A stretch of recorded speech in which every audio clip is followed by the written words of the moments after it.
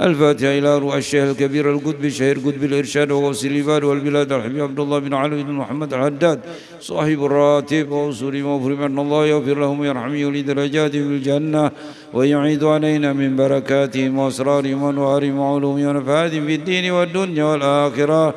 الفاتحة. بسم الله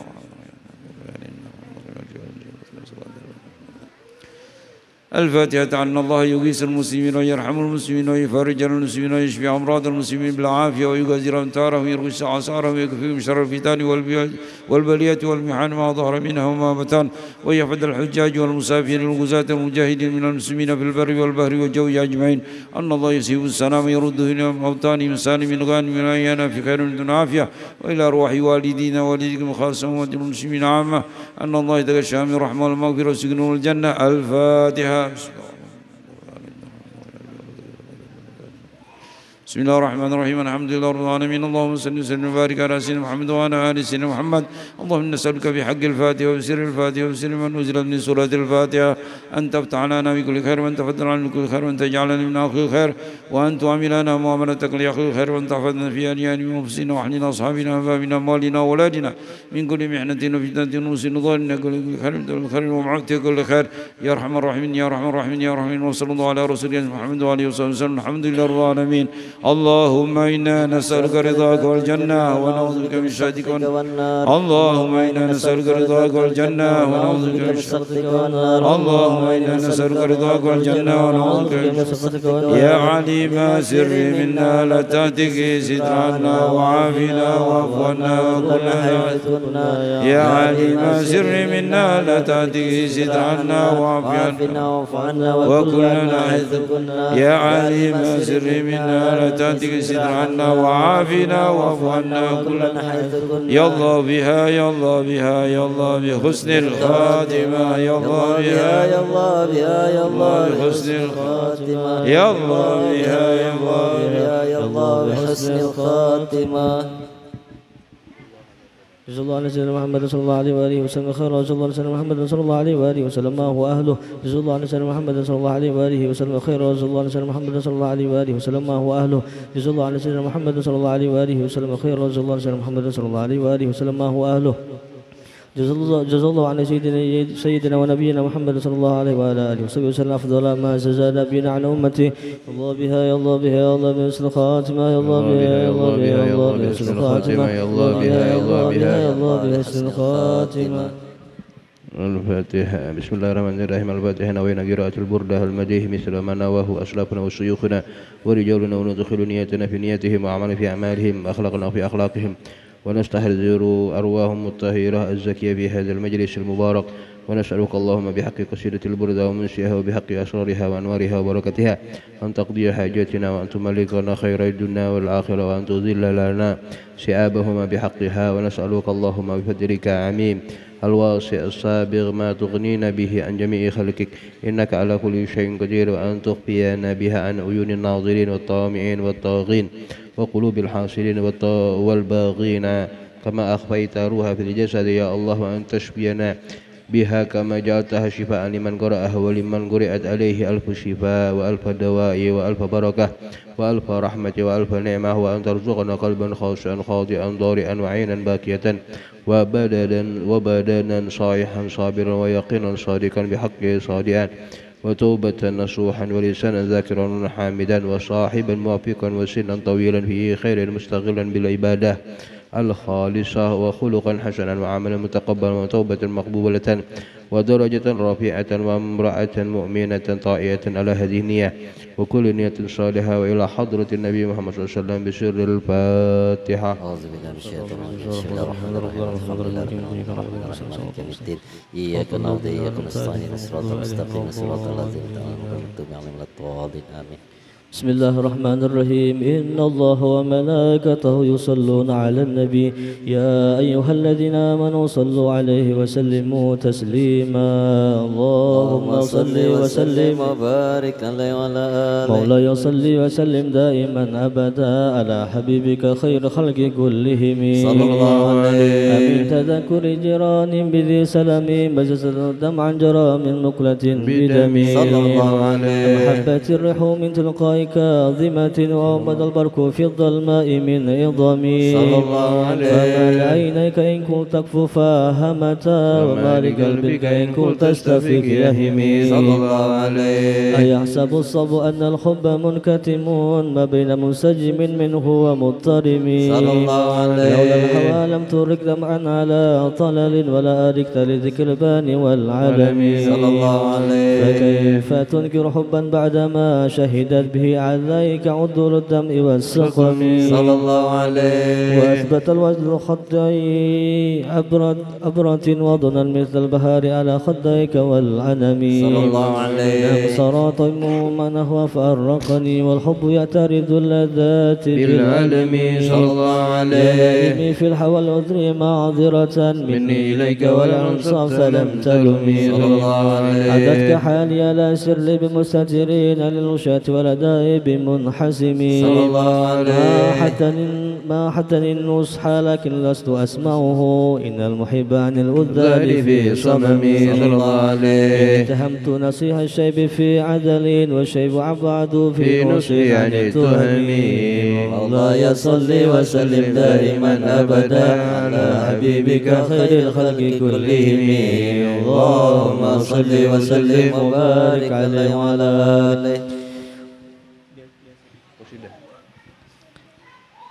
فإن أمرتي بسوء ما تعظت من جارها بنذير الشيب والهرم ولا عدت من الفعل الجميل كرام ضيفي ألم براسي غير محتشم لو كنت أعلم أني ما أوكره كتمت سرا بدا لي منه بالكتم من لي براد جماح من غوايتها كما يراد جماح الخيل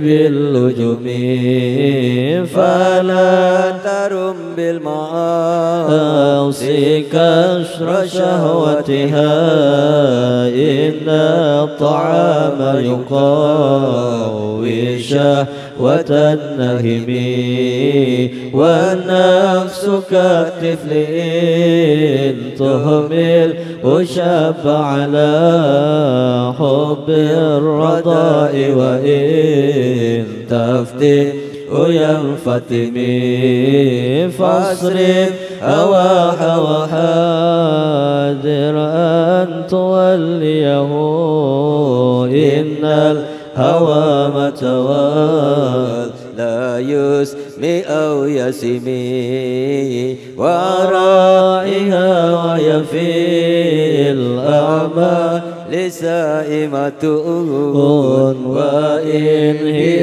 استحلت المرعى فلا تسمي كما سنت لذة للمرء قاتلة من حيث لم يدر أن ثم في الدسم واخشى الدسائس من جوع ومن شبع فرب مخمصة شر من التهم واستفرغ الدمع من عين قد امتلأت من المحارم والزم حمية الندم وخالف النفس والشيطان واعصهما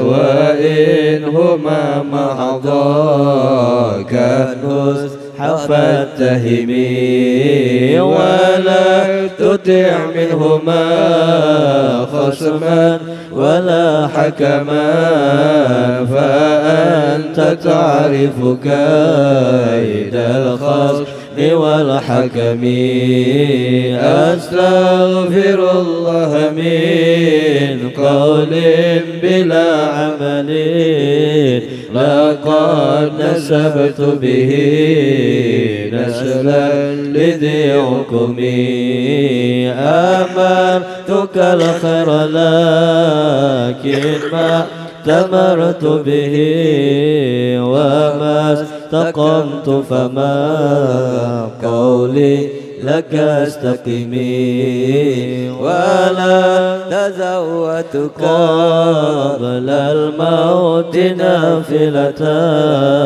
ولا أصلي سوى فرد ولم أصمي مولاي صل وسلم دائما أبدا على حبيبك خير الخلق كلهم اللهم صل وسلم وبارك عليه وعلى آله اللهم صل وسلم وبارك عليه وعلى آله ظلمت سنة من يظلم إلى أن استنقذ قدمه در من ورمي وسد من سقم أشاءه وتحت الحجارة كسحا مصرف الأدم صلى الله عليه وروت ذو الجبال سم من ذهب عن نفسه فار أيام شمم وأكد زده فيها ضرورة إن الضرورة لتعد على الإصم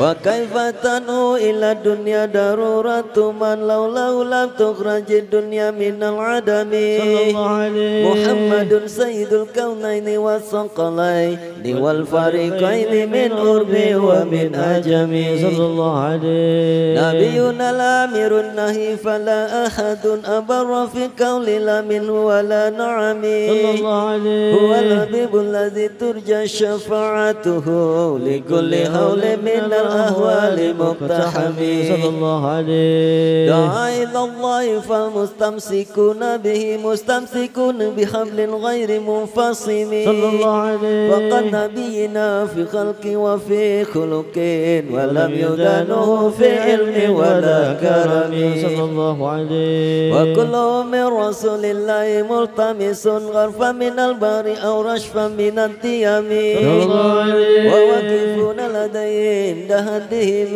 من نقطة العلم أو من شكلة الحكم صلى الله عليه وهو الذي تام منه وسورته ثم اصطفاه حبيبا بريء النسم صلى الله عليه منزه عن شريك في محاسنه فجوهر الحسن فيه غير منقسم صلى الله عليه كما دعت النصارى في نبيهم وكن بما شئت منها فيه واهتكم صلى الله عليه ذاتي ما شئت من شرف وانسب إلى قدره ما شئت من عظم صلى الله عليه وإن فضل رسول الله ليس له حد فيورب عنه ناتكم بفمه صلى الله عليه قدره آيات إظمان يسمو حين يدعى لسر ممي صلى الله عليه لم يمتعن بمتع القلوب إرسا علينا فلم نرتب ولم نهم صلى الله عليه ورفع ممانه فليس يرى في القرب والبعد فيه غير منفهم صلى الله عليه كالشمس تزهر للعينين من بعد صغيرة وتكل الطرف من أمامي صلى الله عليه وكيف يدرك في الدنيا حقيقته قوم نيام تشل عنه بالحلم صلى الله عليه ومبلغ العلم فيه أنه بشر وأنه خير خلق الله كلهم صلى الله عليه وإن أتى الرسل الكرام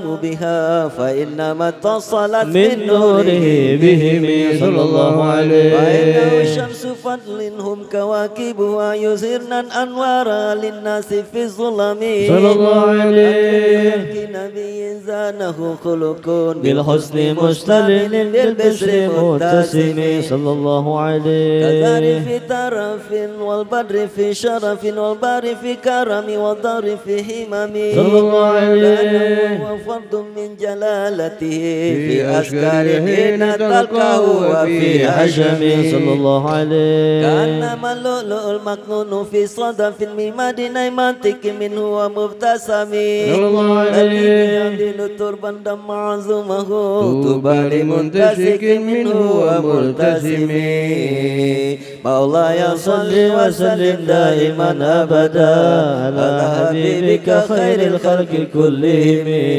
اللهم صل وسلم وبارك عليه وعلى آله.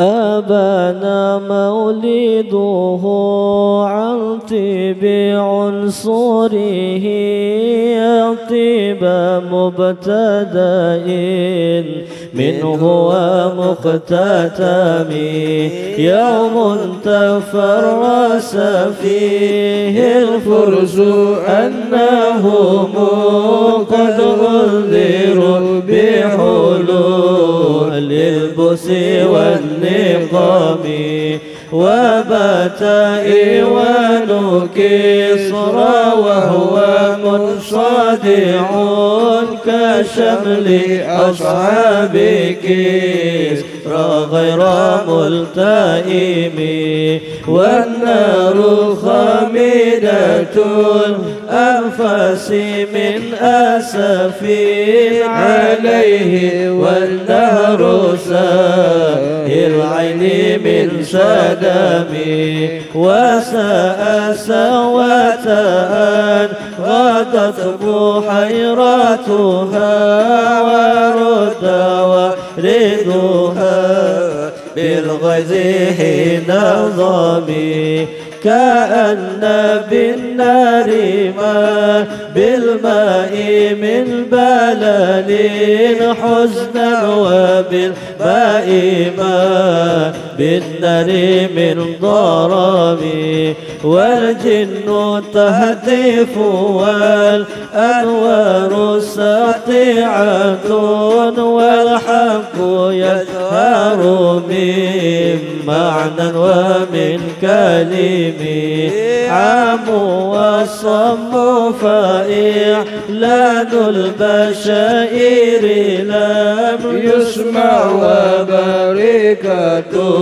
الإنذار لم تشمي من بعد ما أخبر الأقوام كاهنهم بأن دينهم المعوج لم يقم وبعدما آيانون في الأفق من شهوب منقضة وفقام في الأرض من صنم حتى غدا عن طريق الوحي منهزم من الشياطين وإثرى منهزم كأنهم هربا أبطال أبرهة أو عسكر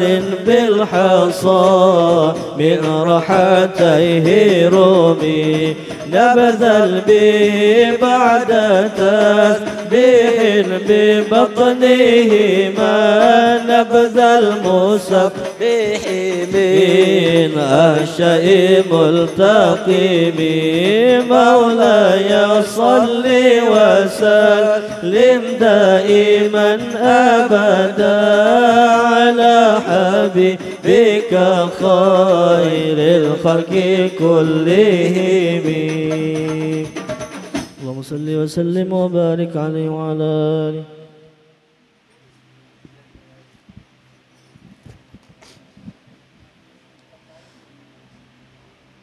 مولاي مولاي صل وسلم دائما أبدا على حبيبك خير الخلق كلهم جاءت لدعوته الأشجار ساجدة تمشي إليه على ساكن بلا قدم صلى الله عليه كأنما سطرت سطرا لما كتبت فروعها من بديع الخط باللقم صلى الله عليه مثل الغمامة أن سار سائرة تكيه هروطيس للحجير حميد صلى الله عليه أقسمت بالقمر المنشك إن له من قلبه نسبة مبرورة القسم صلى الله عليه وما حوى الغار من خير ومن كرم وكل طرب من الكفار عنه عمي صلى الله عليه والصدق في الغار والصديق لم يرما وهم يقولون ما بالغار من ألم صلى الله عليه ظن الحمام وظن العنكبوت على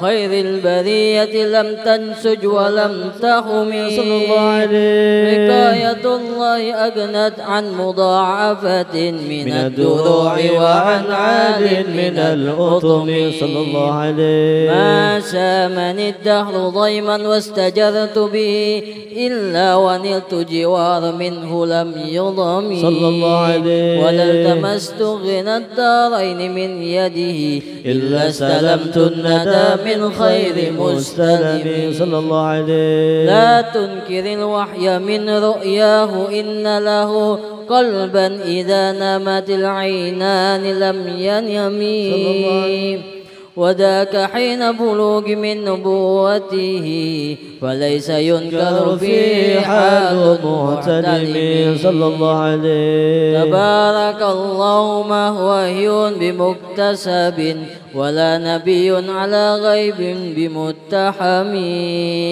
كم أبرأ وصبا من لمس راحته وأطلقت أربا من ربقة اللمم وأحيت السنة الشحباء دعوته حتى حكت قرة في الأعصر الدهم بأعرض جاد أو خلت البطاح بها سيبا من اليم أو سيلا من العرم مولاي صل وسلم دائما أبدا على حبيبك خير الخلق كلهم اللهم صل وسلم وبارك عليه وعلى آله مولاي صل وسلم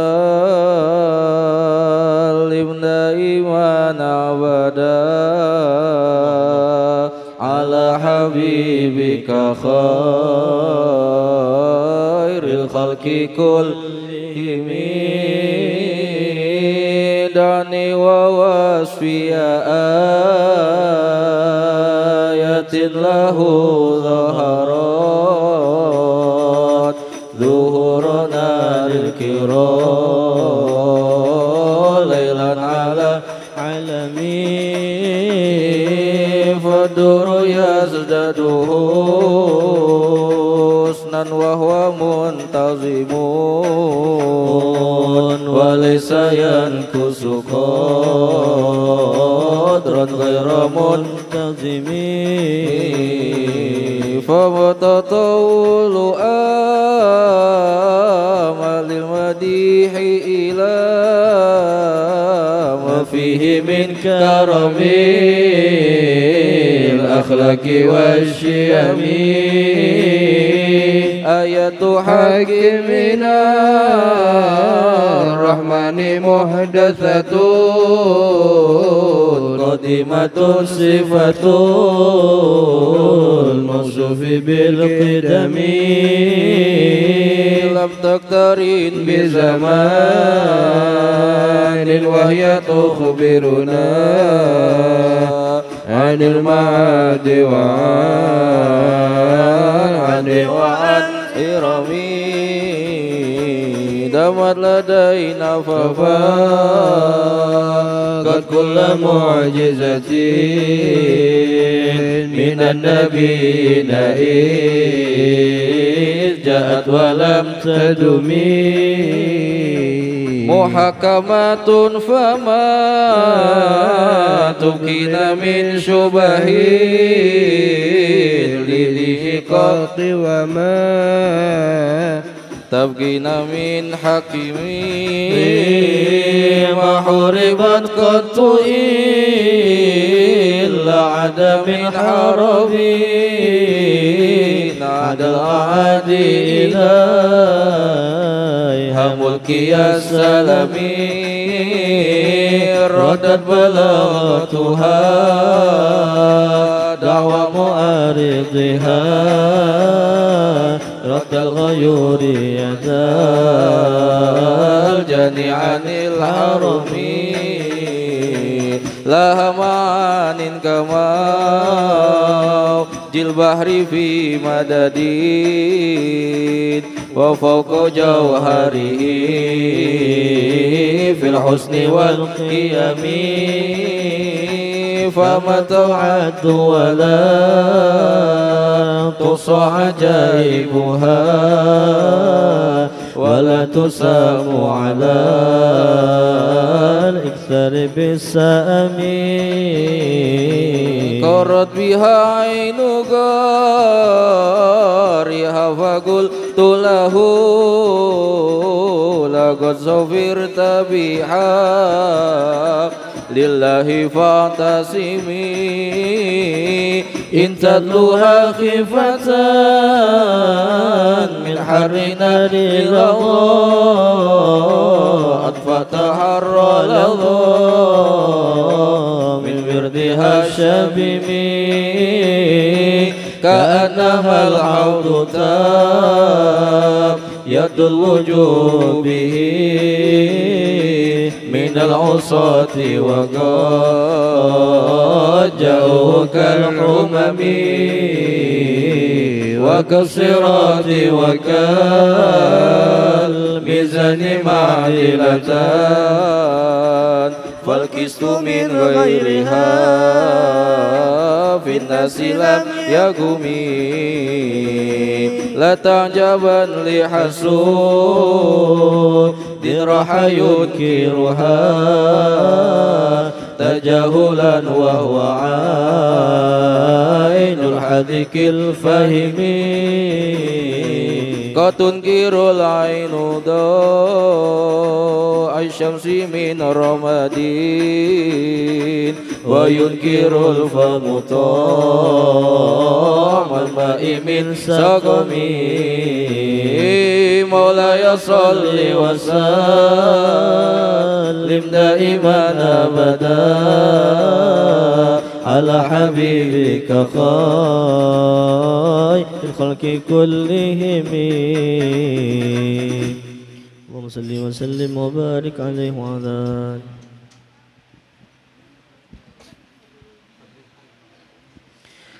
اللهم صل وسلم وبارك عليه وعلى آله.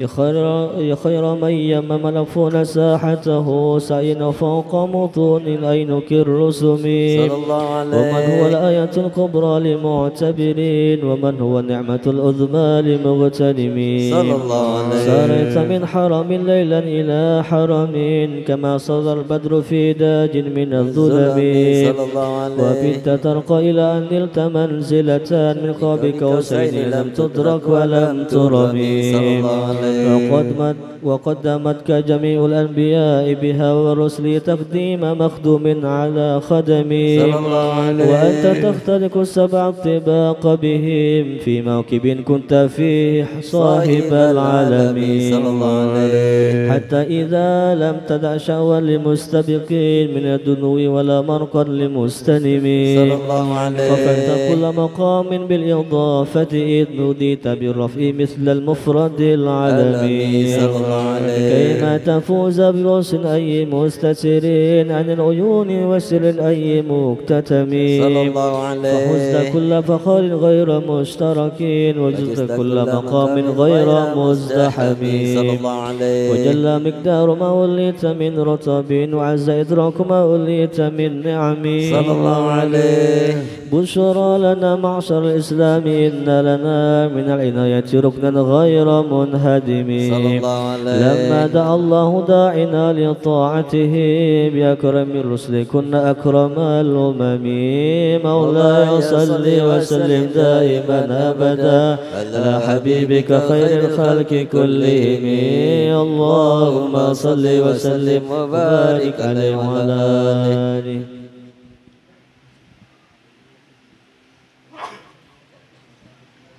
رأس قلوب الإدام بو بساتي كنمات أسفل قفل من الغنم ما زال القوم في كل مترك حتى كوب الكنال من على وضمي وذو الفرار فقد يكبتون بأشلاش الأسماء الإقبان والرخم صلى الله عليه تبدي الليالي ولا يدرون عدتها ما لم تكن من ليالي الأشهر الحرم صلى الله عليه كأنما دين ضيف هل ساحتهم بكل كرم إلى لام عيد قرم صلى الله عليه يجر بر خميس في كوصابحة يرمي بموج من الأبطال ملتتم صلى الله من كل منتدب لله مهتسب يسطو بمستسل للكفر مستلم صلى الله عليه حتى غدت ملة الإسلام وهي به من بعد غربتها موصولة الرحم صلى الله عليه مقولة أبدا منهم بخير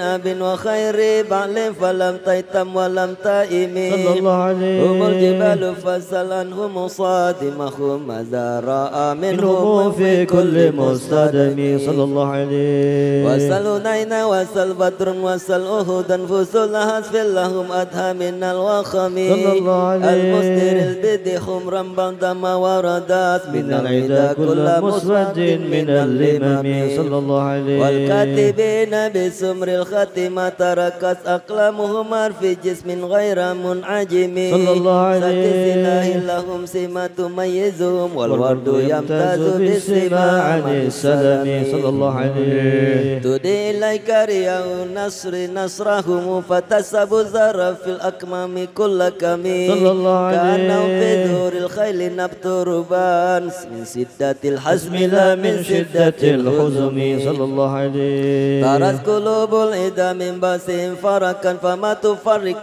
بين البهم والبهم صلى الله عليه ومن تكن برسول الله نصرته إن تلقاه الأسد في أجامها تجمي صلى الله عليه ولن ترى من ولي غير منتصر به ولا من عدو غير منقسم صلى الله عليه أهل أمته بهرز ملته كالليث حل مع الأشبال في أجمي كم جدلت كلمة الله من جادل فيه وكم خصم البرهان من خصمه كفاك بالعلم في أمي معجزة في الجاهلية والتأديب في اليتم مولاي صل وسلم دائما أبدا على حبيبك خير الخلق كلهم اللهم صل وسلم وبارك عليه وعلى آله.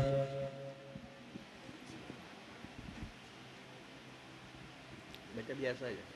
Nanti 10-nya baru. Tidak. Baca biasa aja. 10-nya qasidah.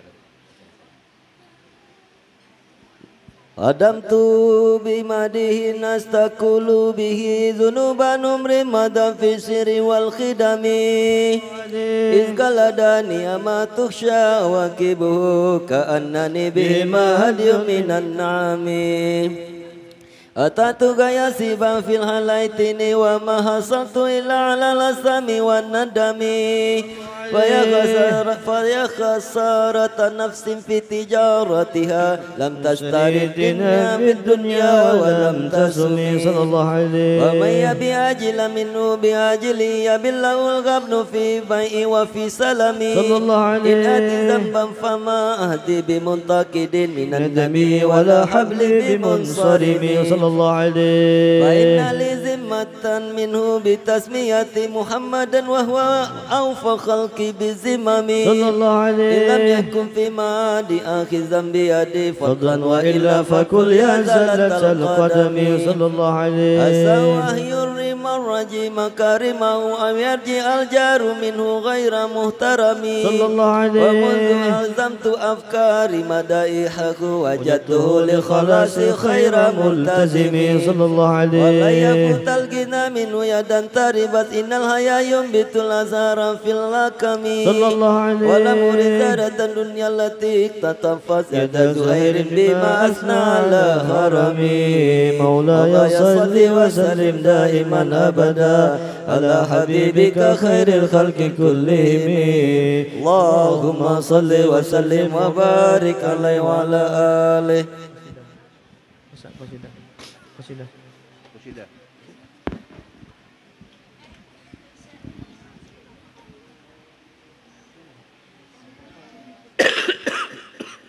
يا أكرم الخلق ما لمن نلوذ به سواك إن دعول للحديث الأميم ولا يضيق رسول الله جاءك بإذا الكريم متجلى باسم منتقم فإن من جودك الدنيا وضرتها ومن علومك علم اللوح والقلم يا نفس لا تقنطي من زلة عظمت إن الكبائر في الغفران كالأمام لعل رحمة ربي حين يقسمها تأتي على حسب الإسيان في القسم يا ربي واجعل رجائي غير منعكس لديك واجعل حسابي غير منخرم والطب بعبدك في الدارين إن له صبرا متى تدعو أهوال يا أزمي وزلصه بصلاة منك دائمة على النبي بمنحل ومنسجم مرضنا حال أذبت البني ريح صاب وأطرب الإساحة العس بالنغم ثم الرضا عن أبي بكر وعن عمر وعن علي وعن عثمان ذي الكرم والآل والصحب ثم التابعين نفاهم على التقى والنكى والحلم والكرم يا ربي بالمصطفى بلغ مقاصدنا واغفر لنا ما مضى يا وسع الكرم يا ربي بالمصطفى بلغ مقاصدنا واغفر لنا ما مضى يا وسع الكرم يا ربي بالمصطفى بلغ مقاصدنا واغفر لنا ما مضى يا وسع الكرم واغفر إلهي لكل المسلمين بما يتلو مسجد الأقصى وفي الحرم بجاه من بيته في طيبة حرم واسمه قسم من أعظم القسم وهذه بردة المختار قد ختما والحمد لله في بدء وفي ختم أبيتها قد أتت 60 مع 100 فرج بها يا وسع الكرم أبيتها قد أتت 60 مع 100 فرج بها كربنا يا وسع الكرم أبيتها قد أتت 60 مع 100 فرج بها كربنا يا وسع الكرم محمد أشرف العرب والعجم محمد خير من يمشي على قدم محمد بسيط المعروف جامعه محمد صاحب الإحسان والكرم محمد تاج رسل الله قاطبة محمد صادق الأقوال والكلم محمد ثابت الميثاق حافظه محمد طيب الأخلاق والشيم محمد رويت بنور دينته محمد لم يزل نورا من القدم محمد حكيم بالعدل ذو شرف محمد معجن الإنعام والحكم محمد خير خلق الله من مضر محمد خير رسل الله كلهم محمد دينه حق ندين به محمد مجملا حقا على العالم محمد ذكره روح لأنفسنا محمد شكره فرض على الأمم محمد زينة الدنيا وبهجتها محمد كاشف الغمة والظلم محمد سيد طابت مناقبه محمد صغاه الرحمن بالنعم محمد صفوة البر وخيرته محمد طاهر من سائر التهم محمد ضحك للضيف مكرمه محمد جاره والله لم يضم محمد طابت الدنيا ببعثته محمد جاء بالآيات والحكم محمد يوم بعث الناس شافعنا محمد نوره العادي من الظلم محمد قائم لله ذو حمام محمد خاتم للرسل كلهم يا رب صل على المغتنم المضار والأنبياء وجميع الرسل ما ذكروا وصل ربي على الهدي وشيعته وصحبه من لطي الدين قد نشروا وجهدوا معه في الله واجتهدوا وهجروا وله أووا وقد نصروا وبينوا الفرض والمسنون واعتصموا لله واعتصموا بالله انتصر أزكى الصلاة وأنماها وأشرفا يعدل الكون ري النسر العتر بعمق البسك زاكية من طبها أرج الرضوان ينتشر عد الحصى والثار والرمل يتبعها نجم السماء ونبات الأرض والمدر وعد وزن مساكن الجبال كما يليه قدر جميع الماء والمطر وعد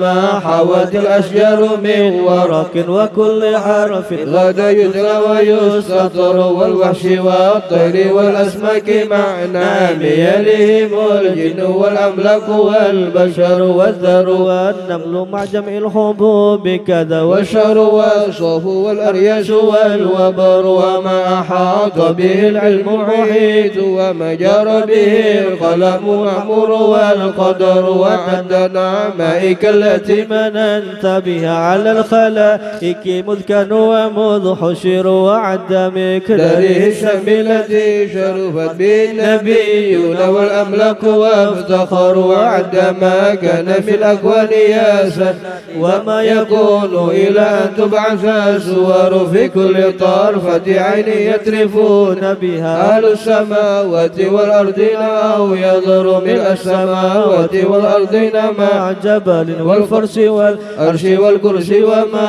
حصر وعدم الله موجودا وأوجد مذوما صلاة دواما ليس تنحسر تستغرق العدم جميع ظهورك كما تحيط بالحد لا تبكي ولا يذر لغاية وانتهاء يعظيم لها ولا لها أمد يقضى فيعتبر وعد أدعى فيما قد مر من أدد معد في أدعى فيه من له القدر كما تحب وترضى سيدي وكما أمرتنا أن نصلي أنت مقتدر مع السلام كما قد مر من عدد رب وظائفهما والفضل منتشر وكل ذلك مضروب بحقك في أنفس خلقك إن قلوا وإن كثروا يا ربي واغفر لقارئها وسامعيها والمسلمين جميعا أينما حضروا يا ربي واغفر لقارئها وسامعها والمسلمين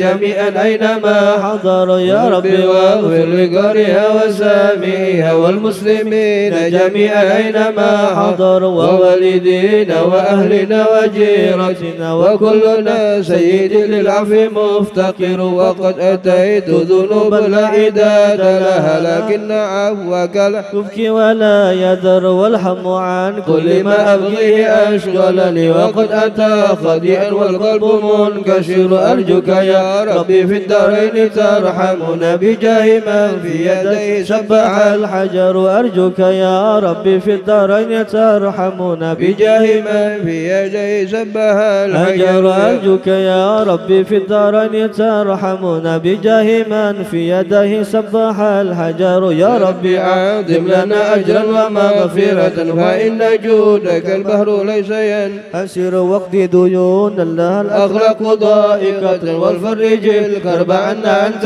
مقتدر وكل لطيفا بنا في كل نازلة لطفا جميلا به الأهوال تنحصل بالمصطفى المجتبى خير الأنام ومن جلالة نزل في مديه الصور ثم الصلاة على المختار شمس النهار وما قد شاشع القمر ثم الرضا عن أبي بكر خليفته من قام من بعده للدين ينتصر وعن أبي حسن الفاروق صاحبه من قوله الفصل في أحكامه عمر وجل عثمان ذي النورين من كمل الله المحاسن في دارني والظفر كذا علي مع ابنه وأمه مع العباء كما قل جاءنا الخبر كذا خديجة الكبرى التي بدلت أموالها لرسول الله ينتصر والطاهرات نساء المصطفى وكذا بنته وبنوه كلما ذكروا سعد السعيد بن عوف طلحة وأبو عبيدة وزبير سادة الغرار وحمزة وكذا عباس سيدنا وجله الخبر من زالت به الغيار والآل والصحب وزباء طاطمة وجل الدايل الدياج أو بدا سحر مع الرضا منك في عفو وعافية وحسن خاتمة إن ينقضي العمر.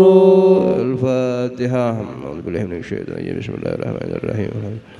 الرحمن الرحيم مالك يوم الدين إياك نعبد وإياك نستعين اهدنا الصراط المستقيم بأرهم الضالين آمين. بسم الله الرحمن الرحيم. السلام عليكم ورحمة الله تعالى وبركاته.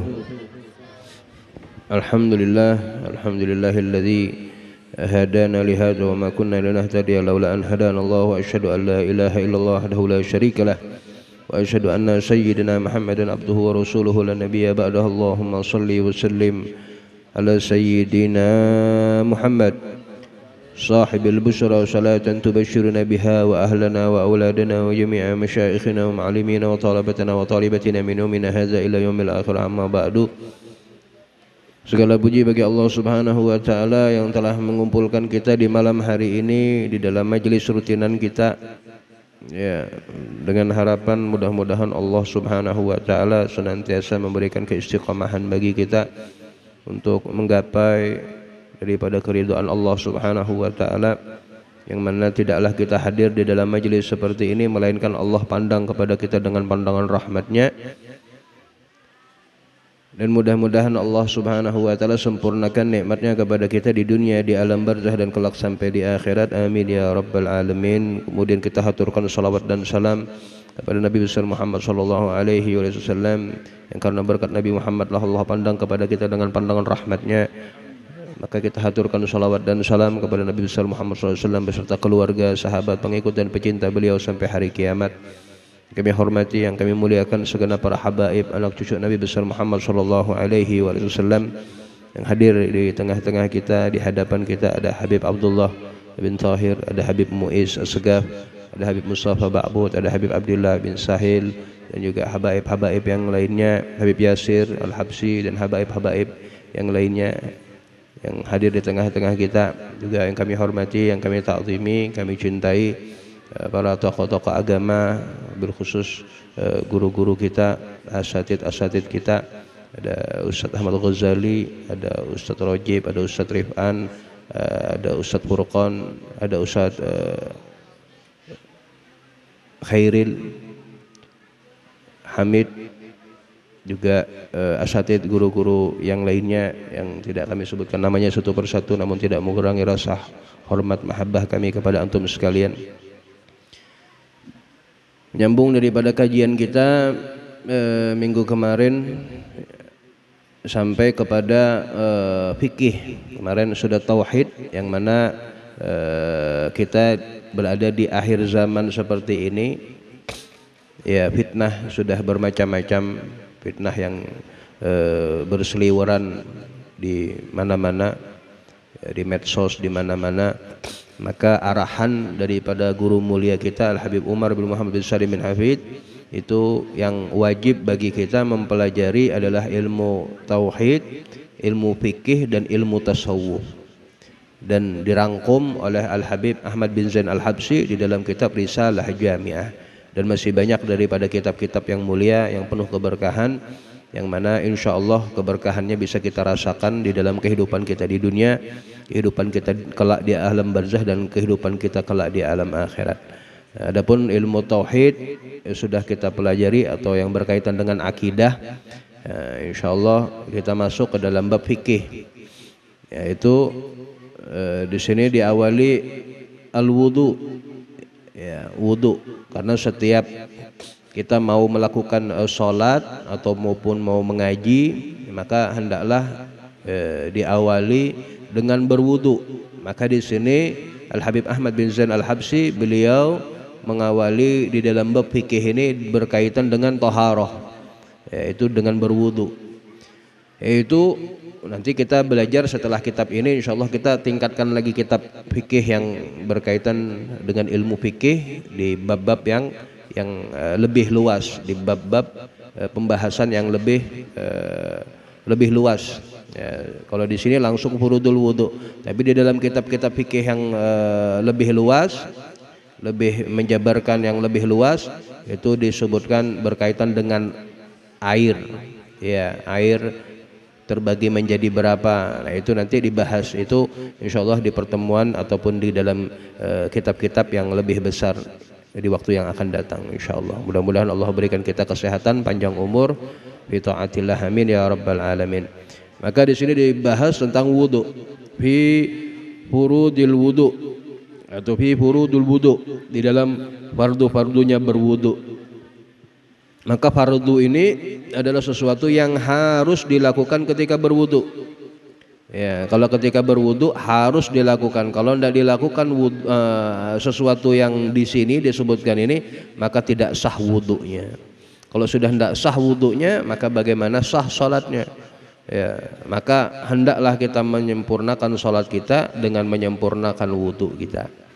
Maka di sini disebutkan fi furudul wudu'i, al furudul wudu'i sittatun. Fardu-fardunya wudu itu ada 6. Ya, yang pertama niat. Nah, ini pentingnya kita belajar fikih, ya, karena banyak orang yang wudu asal wudu aja nya. Yang penting melihat kawannya berwudu, basuh muha, basuh kedua tangan, basuh kuping, kumur-kumur, ya, melihat. Kada pernah belajar, kada pernah berhadapan lawan guru belajar langsung, ya. Maka di sini yang pertama furudul wudu, fardu-fardunya wudu ada 6. Yang pertama niat. Ya, niat, karena setiap perbuatan itu tergantung dari niatnya. Yang biasa, perbuatan biasa bisa bernilai ibadah karena niatnya yang baik. Ya, sebaliknya kalaupun inya ibadah, sesuatu ibadah tapi niatnya kada baik, maka kada ada pahalanya di sisi Allah Subhanahu wa taala. Misalnya orang hendak guring, ya, hendak guring bukan ibadah guring, tapi kalau diniatkan tidurnya itu untuk menguatkan tubuhnya di dalam aktivitasnya mendekatkan diri kepada Allah, maka tidurnya juga dinilai ibadah. Ya, maka tergantung sesuatu perbuatan itu tergantung dengan niatnya. Ya, dan sebaliknya ibadah, ya, tapi kada disertai niat yang baik, maka kada bernilai ibadah. Ya, walaupun secara zahirnya kelihatannya sembahyang, tapi kada sembahyang di sisi Allah Subhanahu wa taala. Ya, contohnya seperti apa? Salat sembahyangnya tapi riya. Bah, ulun ini haji, ulun nih pernah ke Mekah, sudah tiap tahun ulun ke Mekah, tiap tahun ke Madinah ulun, nah nih kada nyaman mun kada sembahyang, ya, riya di dalam niatnya di dalam beribadah. Ini naudzubillah min dzalik. Salat dia tapi tidak bernilai ibadah di sisi Allah Subhanahu wa taala. Begitu juga puasa. Ya, puasa tapi niatnya niat yang tidak baik di dalam menunaikan ibadah puasanya. Kam min shaim, kata Nabi sallallahu alaihi wasallam, berapa banyak orang yang puasa Laisa lahum min siyamihi illal ju' wal 'atash. Berapa banyak orang puasa tapi tidak dia mendapatkan puasanya itu melainkan hanya lapar dan haus saja.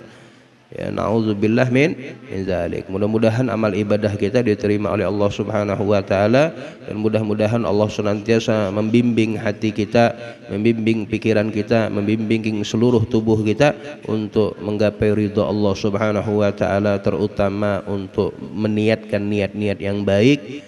Dan di dalam perkataan juga disebutkan niatul mu'min khairu min amalih. Niatnya seorang mukmin itu lebih baik daripada amalnya. Ya. Niatnya itu lebih baik daripada amalnya seorang mukmin. Ya. Jadi banyakin niat.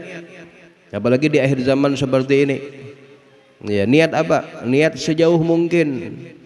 Ya, niat mudah-mudahan karena mun ulun sugih kena ulun bangun pondok pesantren, karena kalau ulun sugih kena ulun begini. Ya, mun ulun sugih kena ulun datangkan Habib Umar. Mun ulun sugih kena ulun sekampungan ini madakan haul guru sekumpul, sekampungan ulun yang nanggung semuanya. Padahal kada sugih-sugihnya. Sampai mati kada sugih juga. Ya, sampai mati kada sugih juga. Tapi Allah catat baginya niat yang baik, niat yang soleh. Ya, jadi perbanyaki niat. Ulun kepingin mudah-mudahan bisa bangun pondok pesantren karena anak ulun yang bimbing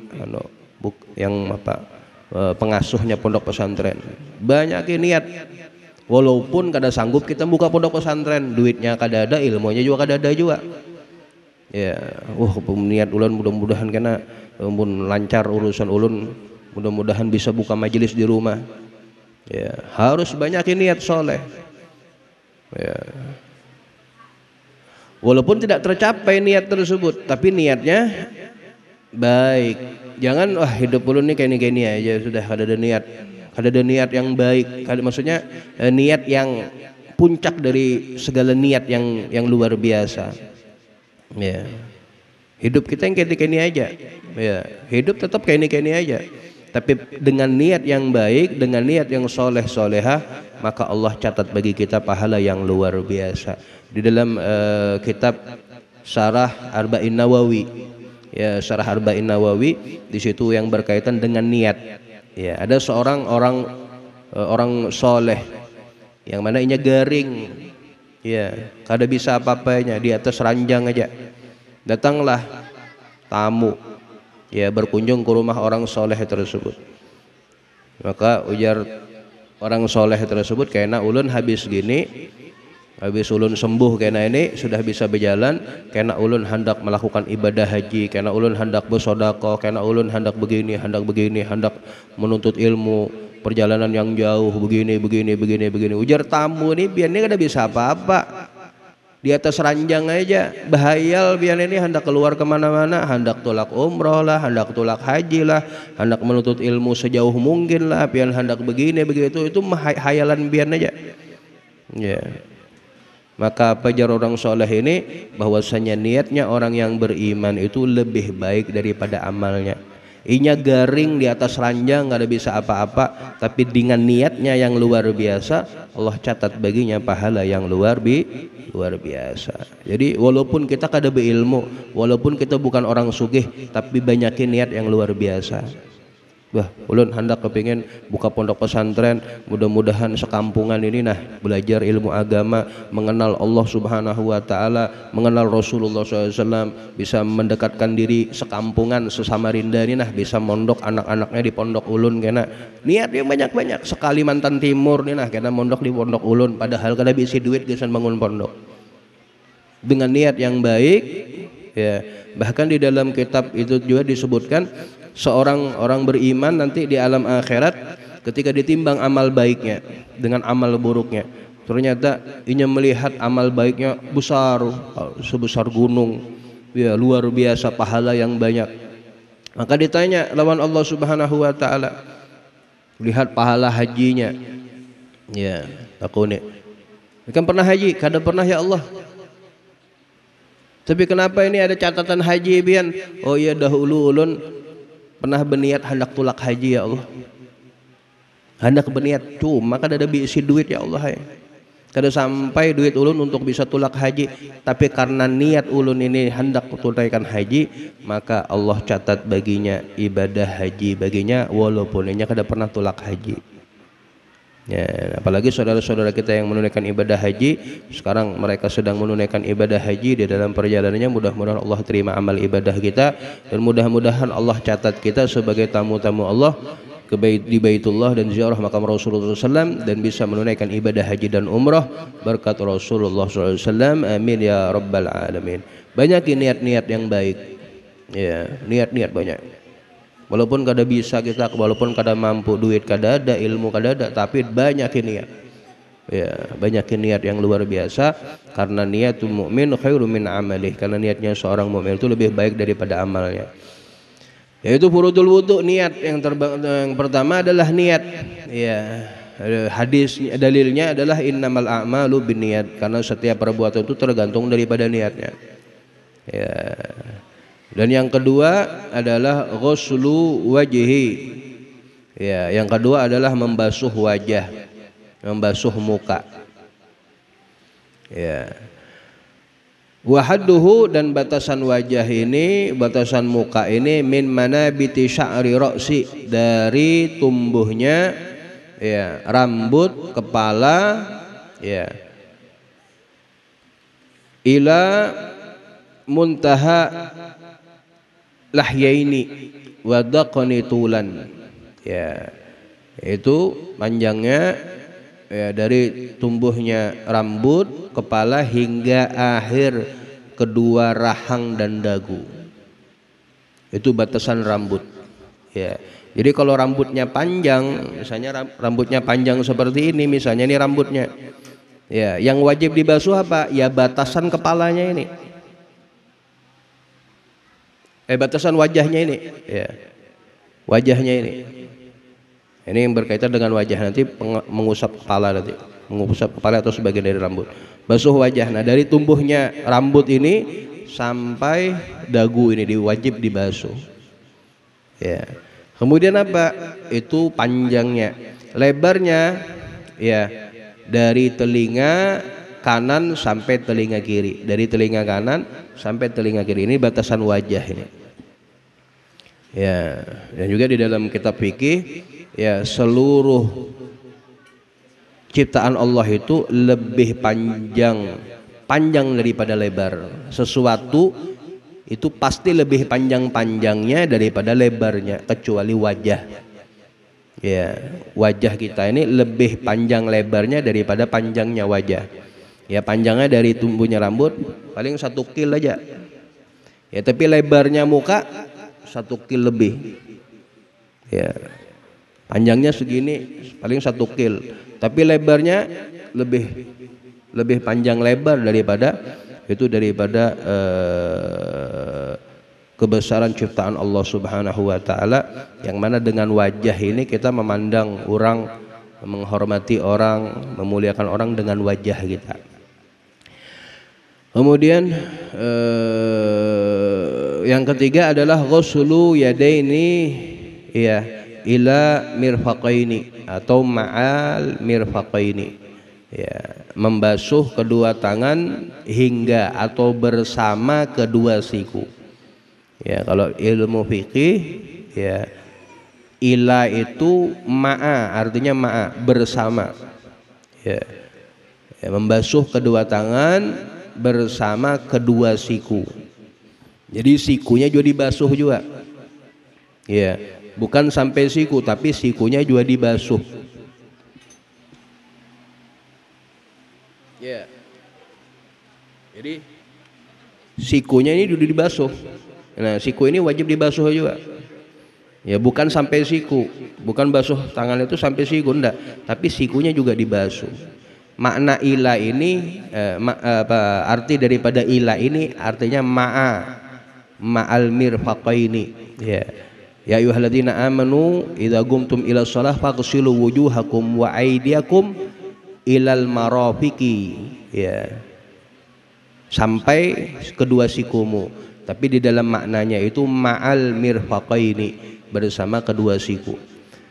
Kemudian apa? Yang keempat adalah mashu syai'in min ya basyaratir ra'si au sya'ri fi haddihi, kemudian mengusap sebagian daripada kulit kepala atau rambut fi haddihi, di dalam batasannya. Jadi kalau batasan rambut, tumbuhnya rambut itu yang wajib diusap, ya wajib diusap batasan rambut. Kalau rambutnya panjang, ya ini mau usap di sini aja kada sah wudunya, harus di batasan rambut atau kulit kepala. Ya, rambutnya di sini misalnya, rambutnya di sini misalnya, rambutnya di sini misalnya. Kalau mengusap belakang ini tidak apa-apa, yang penting batasan tubuhnya rambut. Nah, itu sah wudunya. Tapi kalau misalnya panjang rambutnya seperti ini mau usap di ujung rambut sini aja, apalagi mau bebinian panjang rambutnya, ya panjang rambutnya bebinian, dia mau usap di ujungnya sini aja, ya kada sah, harus di batasan tumbuhnya rambut untuk fardu yang keempat. Kemudian yang kelima adalah membasuh kedua kaki, ya hingga kedua mata kaki atau bersama mata kaki. Ya, mata kakinya juga harus dibasuh. Kemudian yang keenam adalah tertib berurutan sesuai urutan yang di atas, yaitu basuh muka, kemudian kedua tangan, kemudian mengusap sebagian daripada rambut, kemudian membasuh kaki. Tidak boleh dibalik-balik. Ya, adapun kumur-kumur, membasuh telinga, ya cuci tangan, nah ini sunnah-sunnahnya wudu. Ini yang fardunya wudu. Kalau kada dilakukan fardunya ini, maka tidak sah wudunya seseorang. Jadi harus, inilah pentingnya kita menuntut ilmu, bisa membedakan mana yang fardu, mana yang sunnah. Ya, nanti ada syarat-syaratnya wudu. Ya, kalau di sini tidak dibahas syarat-syaratnya wudu. Ya, sebelum kita berwudu harus ada syaratnya. Kalau syaratnya belum terpenuhi, tidak sah juga wudunya. Ya. Nah, kapan dibahasnya itu nanti di kitab yang lebih besar, kitab yang lebih luas pembahasannya, insya Allah. Ya, sampai di sini, mudah-mudahan ilmu yang kita pelajari malam hari ini bisa menambah nilai-nilai keislaman kita, ketakwaan kita, sehingga Allah jadikan kita manusia-manusia yang selamat dunia sampai akhirat. Kita mintakan kepada Habib Abdullah bin Thahir untuk memberikan nasihat-nasihatnya kepada kita, yang insya Allah nanti kita juga membaca doa arwah khususnya kepada almarhum Haji Hanafiyah, ya, juga Hanafiyah bin Saleh, ya, juga Hajah Zulaiha binti Haji Abdurrahman, ya, yang meninggal dunia beberapa hari yang lalu. Jadi ulun sempat takziah juga karena kurang nyaman awak kemarin itu semingguan meriang. Ini perlu juga belum sembuh lagi. Mudah-mudahan kita seberataan diberikan kesehatan zahir maupun batin, sehingga tidak menghalangi kegiatan-kegiatan kita untuk menggapai keridhaan dan rahmat Allah Subhanahu wa taala. Amin ya rabbal alamin. Kita mintakan kepada Habib Abdullah untuk memberikan nasihat-nasihatnya. Waktu dan tempat kami persilahkan. Allahumma shalli ala sayyidina Muhammad.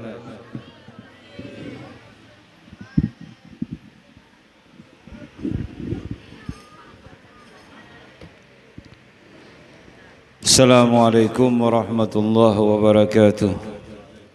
Alhamdulillah wassalatu wassalamu ala Rasulillah Sayyidina Muhammad ibn Abdullah wa ala alihi wa sahbihi wa man wala wa la hawla wa la quwwata illa billah. Subhanaka ya Allah la ilma lana illa ma 'allamtana innaka antal alimul hakim. Rabbi israh li sadri wa yassir li amri wahlul 'uqdatam min lisani yafqahu qawli. Allahumma inna nas'aluka fahman nabiyyin wa hifdzal mursalin wa ilhamal malaikatil muqarrabin. Allahumma aghdina bil ilmi zaina bil hilmi wa akrimna bit taqwa wa jammilna bil afiyah ya fattah ya alim iftah alaina futuhal arifin bi jahi sayyidil mursalin wa ala alihi wa sahbihi ajma'in. Allahumma salli wa sallim wa barik ala sayyidina Muhammad salatu abdin gallat hilatu wa rasulullah wasilatu anta laha ya ilahi wa likulli karbin adhim wa farij ma'ana fi sirri asrari. Bismillahirrahmanirrahim. Assalamualaikum warahmatullahi wabarakatuh.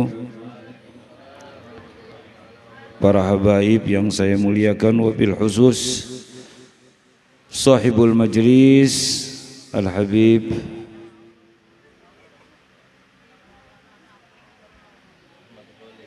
Ahmad Ghalib bin Mustafa Al-Idrus beserta Habib yang lainnya, para tuan-tuan guru, para ustadz, hadirin dan hadirat yang semoga selalu di bawah naungan lindungan rahmat berkah daripada Allah Subhanahu wa taala.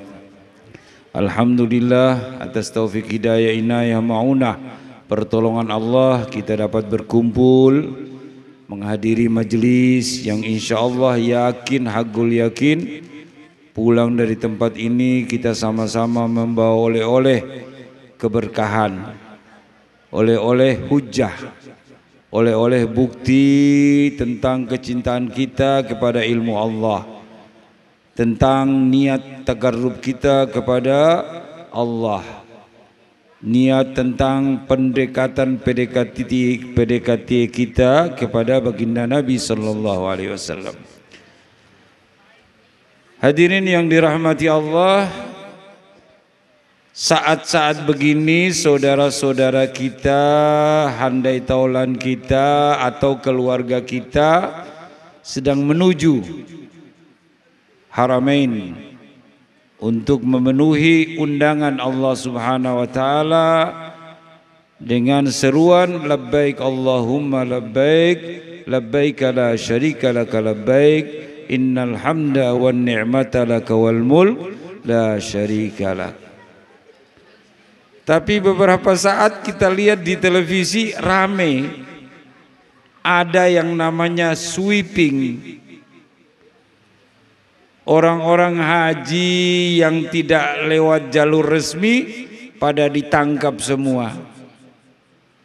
Bingung juga kita melihatnya, kasihan juga. Mereka dengan susah payah telah berusaha, tapi qadarullah. Mungkin di antara mereka tidak sampai bisa berhaji karena hukum di sana waduh tanpa pandang bulu. Hadirin, haji ini merupakan suatu ibadah yang super. Ini kumpulan daripada semua ibadah itu ada pada haji. Kumpulan semua ibadah puncaknya adalah ibadah haji. Nah, jadi itu penyempurna. Sampai-sampai Quran pun terakhir turun pada Hajjatul Wada. Pada saat Rasulullah di Arafah, al-yawma akmaltu lakum dinakum wa atmamtu alaikum ni'mati wa raditu lakumul Islam madina.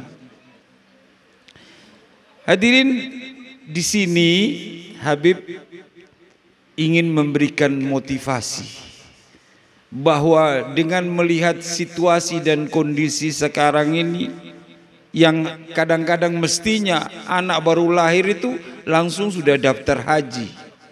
Karena daftar tunggu yang tidak main-main puluhan tahun. Aduh, bingung. Tapi jangan kecil hati, wala tai'asu min rahmatillah. Jangan. Pada dasarnya orang haji ini ada 3 cara. Pertama, orang haji ini secara nisab. Kedua, secara nasab. Ketiga, secara nasib. Nisab, nasab, nasib. Haji ini kalau dilihat-lihat perjalanan orang berangkat haji ini kalau tidak nisab, nasab atau nasib. Nisab itu ya sudah manistata'a ilaihi sabila. Sedangkan nasab, nah itu tertolong oleh bapaknya haji, ibunya haji, anaknya dinaikkan. Itu nasab, haji nasab itu. Yang kebanyakan hadirin dan saya pun mengalami, yaitu haji nasib. Haji karena nasib. Diundang oleh Allah min haitsu la yahtasib, tanpa nyana.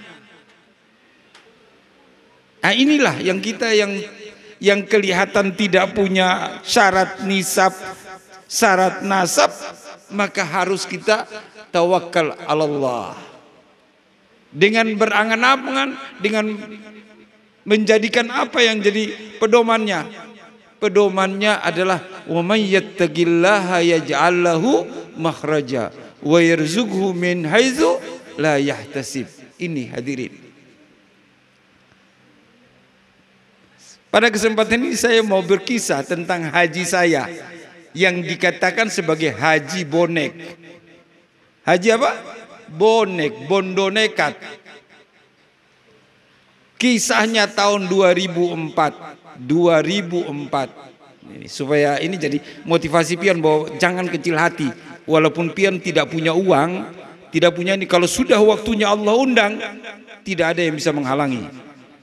Kalau sudah waktunya pian diundang oleh Allah, tidak ada pun satu pun yang menghalangi, mulus. Jadi kisahnya, istri saya diajak sama orang tuanya. Ini haji nasab ini. Untuk jadi pengawal ibunya. Pengawal ibunya sudah pernah haji. Jadi anaknya ini dinaikkan haji untuk ngawal ibunya juga. Ibunya kepingin haji lagi. 2004. Belum ada daftar tunggu. Pulang dari sana baru mulai ada daftar tunggu saya. Saya dalam hati rasa sedih. Hadirin, ya apa istri naik haji kita di rumah. Padahal saya noleh kiri kanan saya punya ipar-ipar miliarder, raja sarang burung. Lambok ditabunglah atau dibuat urunan berapa orang itu. Kasihan dia ditinggal istri haji, lebih baik kita urunan 5 juta. Waktu itu sekitar 20 jutaan ongkos naik hajinya. Tapi tidak ada, ya memang gitu. Subhanallah, sudah ditetapkan istri saya tahun itu haji. Dilalah ada satu orang di Pasuruan yang terkenal sekek, terkenal medit, terkenal bakhil minal al. Itu ngajak saya. Tapi bukan haji, ngajaknya umrah. Tapi bukan balas juga. Dia lihat saya punya mobil Citul Mini Cup 55 tahun 1983 mobil. Dia bilang, kau kepingin ziarah Hadramaut langsung umrah, kepingin? Jual mobil itu, belikan tiket, gampang sudah, ongkos-ongkos tempat tinggal semua anak yang nanggung. Ini orang terkenal begini, subhanallah, tidak ada hujan, tidak ada angin, nawarkan saya. Maka saya jual mobil itu, harga pada saat itu 5 juta. Dan uang di tangan saya ada 3 juta, 8 juta. Ongkos pulang pergi. Ongkos mulai dari Jakarta, Hadramaut, terus umrah sampai pulang. Itu 8 juta. Beli tiketnya dan visa-visanya pengurusan. Dan hadirin yang dirahmati Allah, maka subhanallah lancar. Dalam hati kecil saya sebenarnya saya sudah menghibur diri. Enggak apa-apa, saya enggak haji, enggak apa-apa. Karena memang belum diundang oleh Allah ataupun Rasulullah belum mengizinkan saya untuk ziarah ke Madinah. Dan berangan-angan, enggak apa-apa. Saya enggak haji tapi nanti numpak Bu Haji. Karena istri saya haji, enggak apa-apa, numpak Bu Haji juga. Katanya 17 tahun ke atas. Hadirin yang dirahmati Allah, akhirnya gampang. Perjalanan dijalankan haji ke Hadramaut, seminggu di Hadramaut ziarah, terus langsung umrah. Umrah pas bulan Ramadan, hadirin. Ramadan itu sudah waktunya saya mau pulang. Tapi datang telepon dari istri, kau ndak usah pulang, tinggal saja di situ. Tunggu sampai haji. Allahu Akbar, ini negeri orang. Disuruh tunggu haji, main kucing-kucingan dengan jawazah. Dengan apa? Dengan jawazah. Cuma subhanallah ada yang nolong waktu itu. Kakaknya Ustaz Taufik ketemu, tinggal di Jeddah. Datang lagi, saya punya keluarga Mbak Agil di Jeddah, bilang, Maafi muskilah. Ente anak tanggung. Ente kafilnya. Anak kafil ente. Tidak usah repot. Anak yang masuk keluaran ente ke apa? Ke Makkah. Karena mau masuk Makkah dan keluar Makkah itu ada taftisan. Ada pemeriksaan. Itu di sampingnya itu langsung ada kerangkeng langsung. Pokoknya ini masuk. Tidak pakai tawar-menawar sudah. Allah subhanallah, mulus dan lancar semua hadirin. Dan saya beranggapan bahwa ini saya tertolong banyak oleh datuk-datuk saya yang saya ziarahi di Hadramaut. Kayak mereka ini mengawal saya untuk sampai saya itu melakukan haji. Saya haji itu bukan membayar tapi dibayar. Pas ketepaan ikut rombongannya Habib Umar, Habib Salim Asy-Syatiri. Semua urusan itu ditangani oleh Al-Jufri. Wakaf Al-Jufri. Di Arafah kita itu dikasih ongkos. Pulang ke Makkah dikasih ongkos. Jalan ke Mina dikasih ongkos. Semua bagi-bagi duit. Jadi ini orang haji bukan bayar tapi haji dibayar ini. Subhanallah. Sampai terakhir pulang pun orang yang saya tinggal di rumah tidak berani untuk mengantar saya ke bandara. Kenapa? Sudah overstay, sudah kelebihan waktu. Sudah 6 bulan saya.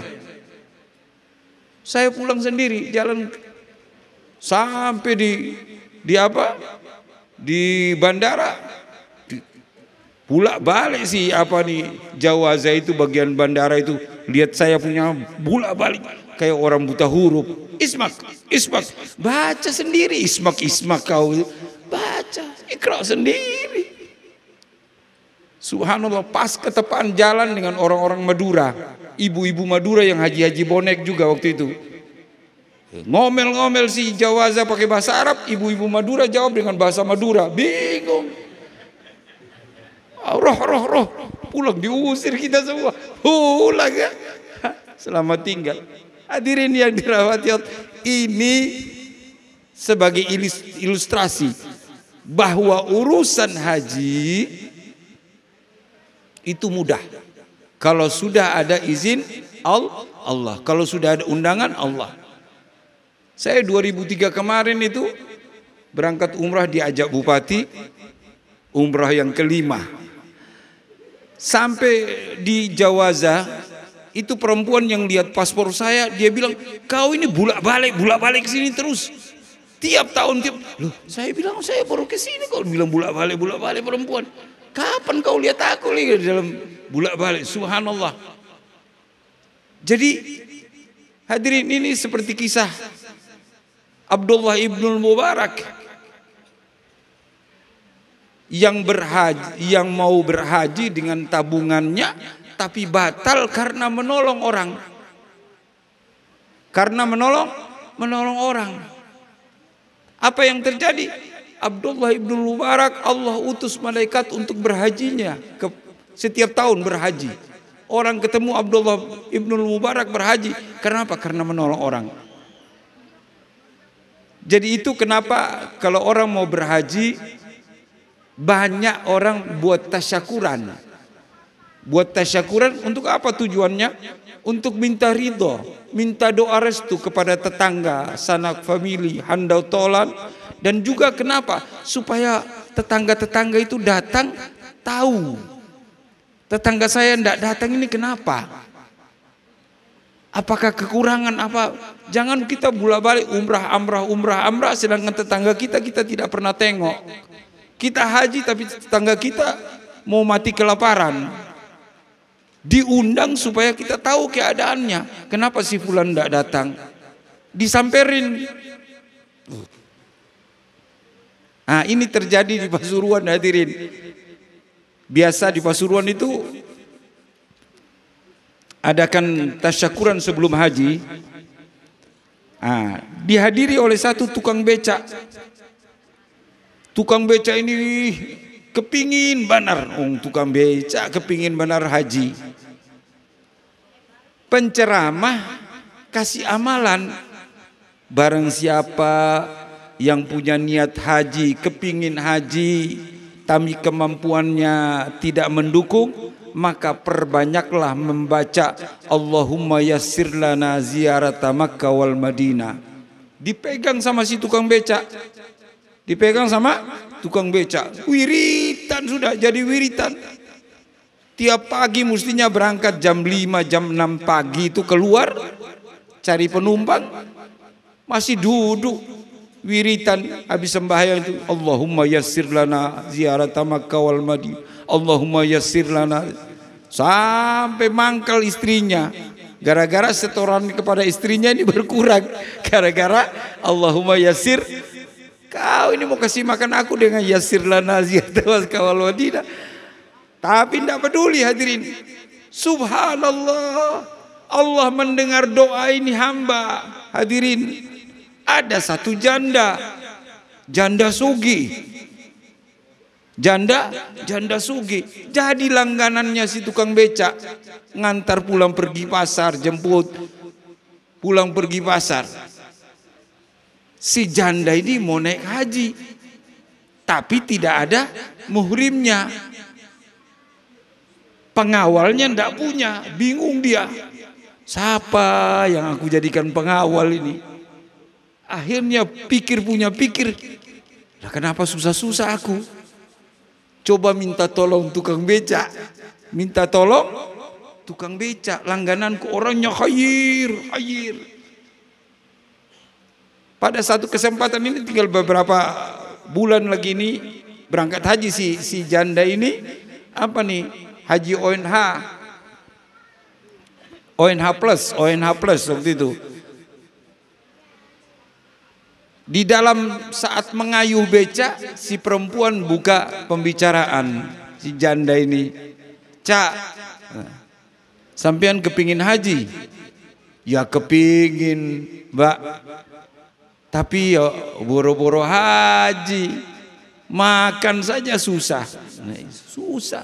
Saya ingat-ingat saya mau berangkat haji juga mertua saya suruh beli celengan. Saya punya celengan itu masih ada sejarah, celengan sapi berbentuk sapi. Isinya cuma 500 begini, yang 500 dari Kuningan itu, plung sampai sekarang enggak penuh-penuh itu celengan. Orangnya sudah haji umrah berkali-kali, celengannya enggak penuh-penuh. Si tukang becak jangankan berangan-angan haji, Bu, katanya si tukang beca, buat makan saja susah ini. Mau ndak kalau saya ajak sampean haji? Wah, langsung telinganya berdiri tukang beca. Mau saya, terima kasih banyak. Cuma ada syaratnya. Apa syaratnya, Bu? Wah, sambil jalan napasnya ngos-ngosan. Apa syaratnya, Bu? Syaratnya sampean harus nikahi saya. Tambah mendeli lagi dia. Wah, double ini. Sudah mau haji disuruh nikahi lagi karena jadi muhrimnya mendeli. Tambah mendeli. Tapi sudah jalan berapa meter, aduh, menurun semangatnya. Kenapa? Mikir yang di rumah. Bisakah ada ini? Yang di rumah izinin kada ini? Wadah. Allahumma yassir lana ya Allah ziarah Makkah wal Madinah. Tarjang terus sampai ke pasar, pulang laporan sama istrinya. Alhamdulillah, Bu, yassirnanaku tembus. Alhamdulillah, katanya si istri. Alhamdulillah, mudah-mudahan Pak sampean dapat haji mabrur wa sa'yan masykur. Belum apa-apa sudah doa gitu sudah istrinya. Cuma ada syaratnya, Bu. Apa syaratnya? Saya harus menikah lagi. Hah? Mendelik istrinya. Menikah? Awas kau ya, jangan macam-macam kau. Satu macam saya sudah repot, mau dua macam. Langsung mundur, sudah teratur. Akhirnya besok antar lagi si janda itu ke pasar, punya toko di pasar itu. Sudahkah bilang sama istrinya, Pak? Sudah, Bu. Cuma ya gembira, cuma syarat satu itu. Oh, itu gampang. Itu urusan saya, urusan perempuan. Nah, sudah mungkin tahu obatnya ini.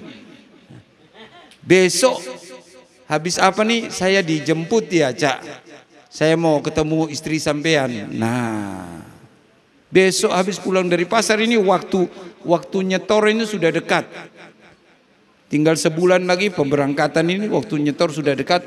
Datang istrinya, siap amplop coklat. Amplop coklat 2 gini. Amplop coklat 2. Datang, assalamualaikum, waalaikumsalam. Cerita sama istrinya itu. Kak, dipanggil istrinya tukang beca nih kakak. Kak, sudah mulai PDKT nih. Kak, apa nih? Saya mau pinjam suami sampean. Pinjam. Insya Allah nanti pulang sampean periksa, tidak berkurang. Pulang sampean periksa tidak berkurang, insya Allah.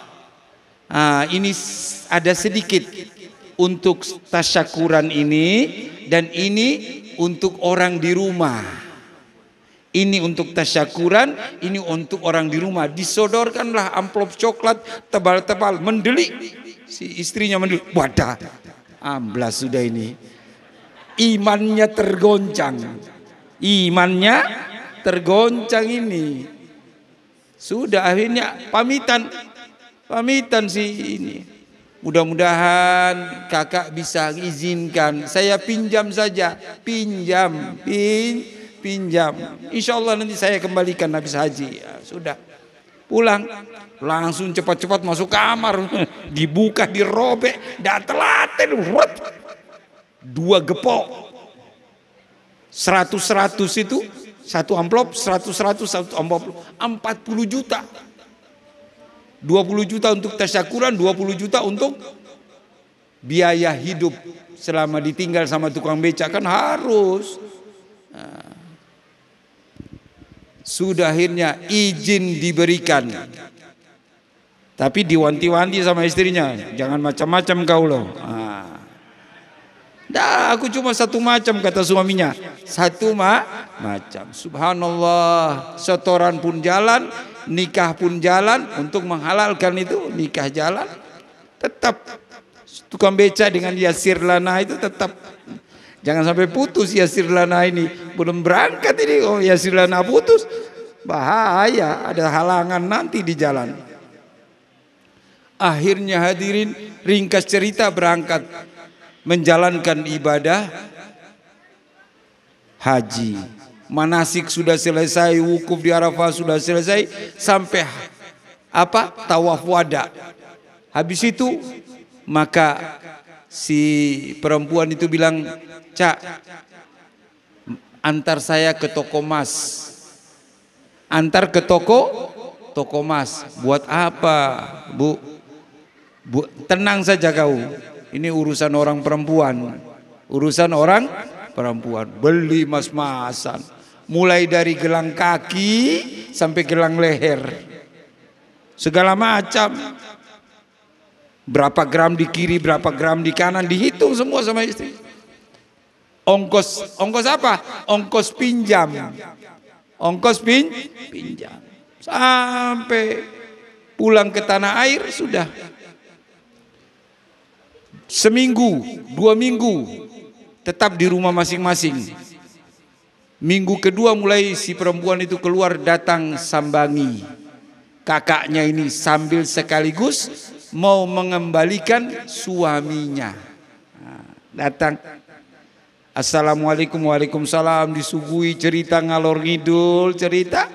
Terakhir, Kak, saya datang ke sini pertama-tama mengucapkan terima kasih, jazakumullah ahsanal jaza. Ini ada oleh-oleh sedikit sambil mau ngomong bahwa saya sudah pinjam suami sampean, maka saya mau mengembalikan suami sampean. Disodorkan itu, pas di mukanya itu terbuka. Hadiahnya itu terbuka, lihat mas-masan, mendelik. Oh, perempuan itu kalau sakit dibawa ke toko emas jadi obat. Ini pas dibuka, wah, ini peluang, jangan sampai luput, katanya istri dalam hati. Peluang ini, langsung cepat-cepat. Dah apa-apa Bu, dah apa-apa Bu, kita jadi kakak adik aja. 3 hari di sampean, 3 hari di saya. 1 hari itu biar Allahu Akbar. Berkat Yasir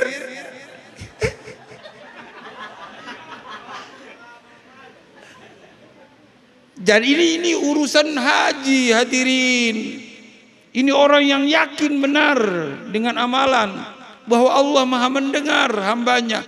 Apa susahnya? Walillahi 'alan nasi hajjul baiti man istata'a ilaihi sabila wa man kafara fa innallaha ghaniyun 'anil alamin. Allah itu Maha kaya dari segala alam. Oh, kecil, urusan kecil, hadirin. Jadi pian jangan kecil hati ya. Tetap di dalam hati ya Allah. Pian modalnya wa tazawwadu fa inna khairaz zadid taqwa wattaquni ya ulil albab. Mudah-mudahan kita sabratan ditakdirkan Allah lagi untuk bisa memenuhi undangan Allah haji Baitul Haram, Makkah wal Madinah. Amin ya rabbal alamin. Dari saya kurang lebihnya mohon maaf. Wallahul muwaffiq ila aqwamit thoriq. Wassalamualaikum warahmatullahi wabarakatuh. Kita mintakan kepada Habib Mustafa untuk bacakan doa arwah.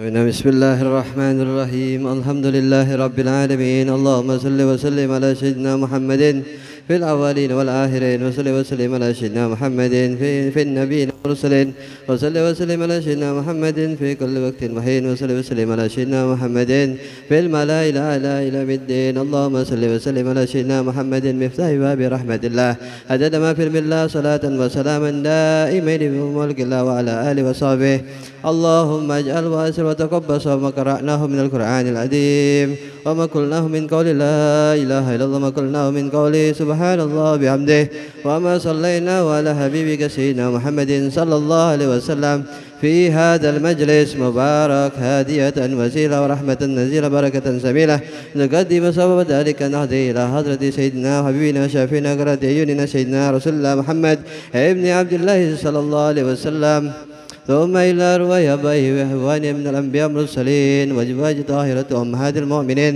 وأهل البيت وذريته أجمعين كفاة أصحاب سيدنا رسول الله من أنصار ومهاجرين والتابعين تابعين أبين لهم بإحسان إلى يوم الدين. ثم إلى سيدنا المهاجر الله بن عيسى وثم سيدنا عبيد الله بن أحمد بن عيسى وسيدنا الفقيه المقدم محمد بن علي بعلوي سيدنا الحبيب عبد الرحمن بن محمد السقاف ثم إلى الحبيب عبد الله بن أبو بكر إدروس والشيخ أبو بكر بن سالم والحبيب أحمد بن محمد الحبسي والحبيب عبد الرحمن بن محمد مولى أرسل الجفري وثم إلى الحبيب يوسف بن عبد الحسني وثم إلى الحبيب عمر بن عبد الرحمن الطاش والسي علي بن عبد الله بارش والحبيب عبد الرحمن بن علي الحداد والحبيب حسن بن زهر البحر ثم الحبيب عبد الله بن حسين بن طاهر والحبيب أبو بكر بن عبد الله على الطاس وصولهم وفورهم ثم إلى الحبيب علي بن محمد بن حسين حبسي ومسنه ووالده وتلامذته وأولاده وأصولهم وفروعهم ثم إلى روحهم اتبعنا هنا ثم أبويا حبيب مصطفى بن سقاف وصيفة بنت غالب عليه شريفة مريم هيك ما يصح حبيب أحمد مصطفى سالم المصطفى عليه وحمزة بن زين العابدين أحمد رضوان محرد الكعب وثم إلى روح Haza Julaiha binti Haji Abdurrahman Haji Hanafiyah bin Saleh وأسألهم صواب ذلك منا إليهم واجعل نور يشاء يديهم واجعل جواب ذلك عتقا لهم من النار وفيك له من النار وهجبا له من النار واستراء له من النار ونجاة له من النار. اللهم اغفر لهم وارحمهم وعافهم واعف عنهم ووالدينا ووالدكم وجميع المؤمنين والمؤمنات والمسلمين والمسلمات. أن الله يجعل مستقر أرواحهم من الفردوس على مع النبيين والصديقين والشهداء والصالحين وعم الجميع برحمتك ورضوان واسكنا وإياهم وسيل الجنان يا حنان يا منان يا من إذا سئل أعطى وإذا استعين عن. اللهم اجعل القرآن لهم في القبور منيشا وفي القيامة وشفيعا ومن النار وسترا وحجابا وعلى صراط النور وإلى جنات رفيق وإلى لقاء الله سبحانه وتعالى وسيلة واحشرنا وإياهم. اللهم اجعل معيد بيننا بينهم الجنة جناتك جنات النعيم ودرك دار السلام على الذين أنعمت عليهم من النبيين الصديقين والشهداء والصالحين وحسن أولئك رفيقا ذلك فضلا من الله كفى بالله عليما اللهم اذبر انكسارنا وقبل انتظارنا واهدم بالصالح أعمالنا وعلى الإسلام والإيمان جميعا توفنا وأنت راض عنا ولا ضاحينا اللهم بغفلة ولا تأخذنا على غره واجعل آخر كلامنا من الدنيا عند انتهاء أجلنا قول لا إله إلا الله محمد رسول الله صلى الله عليه وسلم اللهم كما أمتنا عليها فأمتنا عليها غير الضالين ولا مضلين ولا محضورين وأنت حسبنا ونعم الوكيل سبحان ربك رب العزة عما يصفون وسلام على المرسلين والحمد لله رب العالمين. Kita baca surah Al-Fatihah buat saudara-saudara kita di Gaza, di Palestina, di Rafah, di Sudan, di Libya. Mudah-mudahan Allah berikan kelapangan bagi mereka dan mudah-mudahan Allah kumpulkan kita bersama mereka di surganya Allah Subhanahu wa taala bersama Nabi sallallahu alaihi wasallam, nabiyyin siddiqin wa syuhada wa sholihin, dan dengan niatan yang sakit mudah-mudahan diberikan kesehatan, diangkat segala penyakitnya, diberikan panjang umur fi taatillah, dan yang memiliki hajat dunia mudah-mudahan dimudahkan dan dikabulkan oleh Allah Subhanahu wa taala, dan hajat akhirat kita diampuni oleh Allah Subhanahu wa taala. Al-hadiniya kama nawa sayyidi sadat sallallahu alaihi wasallam kama nawa abauna salafuna salihun Allah yadkhulu niyatana fi niyatihim wa amana fi amalihim. Al-hadiniya wa kuntu salihah ila hadratin nabi sallallahu alaihi wasallam bisirril fatihah. Wa billahi minasyaitonir rajim. Bismillahirrahmanirrahim. Alhamdulillahirabbil alamin arrahmanir rahim maliki yaumiddin. صراط المستقيم صراط الذين أنعمت عليهم غير المغضوب عليهم ولا الضالين آمين. اللهم صل وسلم على سيدنا محمد صاحب البشرى صلاة تبشرنا بها وأهلنا وأولادنا وجميع مشايخنا ومعلمينا وطلبتنا وطالبتنا من يومنا هذا إلى يوم الآخرة. اللهم صل وسلم على سيدنا محمد صاحب البشرى صلاة تبشرنا بها وأهلنا وأولادنا وجميع مشايخنا ومعلمينا وطلبتنا وطالبتنا من يومنا هذا إلى يوم الآخرة. اللهم صل وسلم على سيدنا محمد صاحب البشرى صلاة تبشرنا بها وأولادنا وجميع مشايخنا ومعلمينا وطلبتنا وطالبتنا من يومنا هذا إلى يوم الآخرة. اللهم صل وسلم على سيدنا محمد صاحب البشرى صلاة تبشرنا بها وأهلنا وأولادنا وجميع مشايخنا ومعلمينا وطلبتنا وطالبتنا من يومنا هذا إلى يوم الآخرة.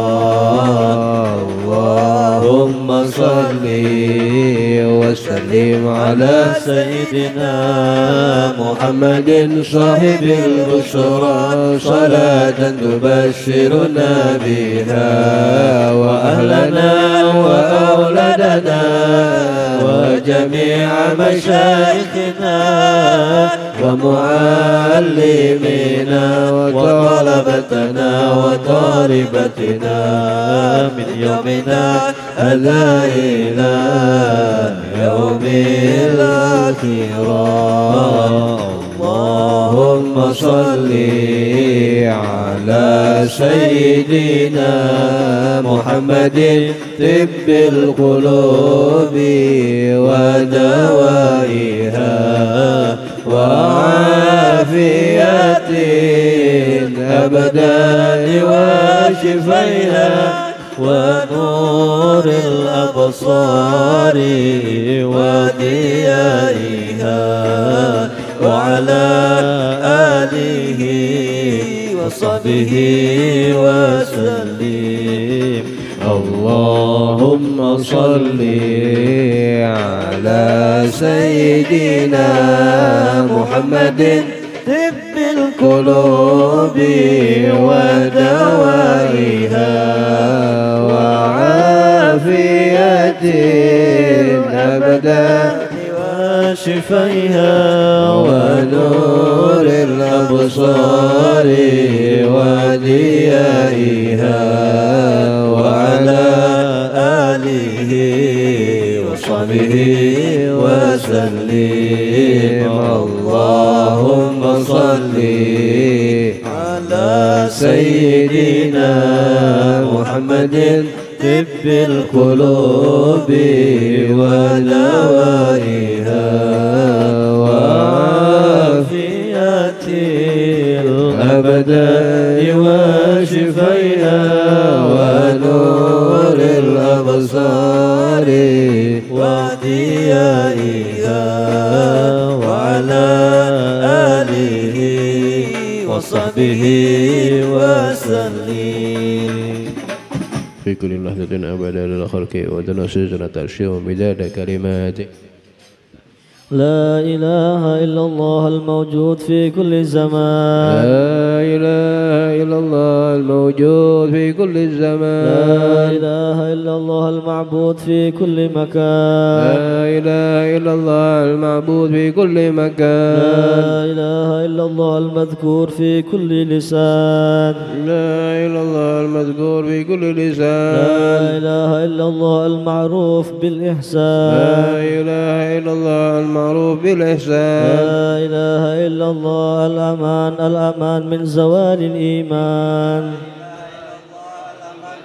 من زوال الإيمان ومن فتنة الشيطان. من فتنة الشيطان. يا قديم الإحسان يا قديم الإحسان. كم لك علينا من إحسان. كم لك علينا من إحسان. إحسانك القدير. إحسانك القدير. يا حنان يا منان يا رحيم يا رحمن يا غفور يا غفار اغفر لنا وارحمنا خير الراحمين. صلى الله على سيدنا محمد وسلم. الحمد لله رب العالمين. Kita mintakan Habib Saleh doa penutup.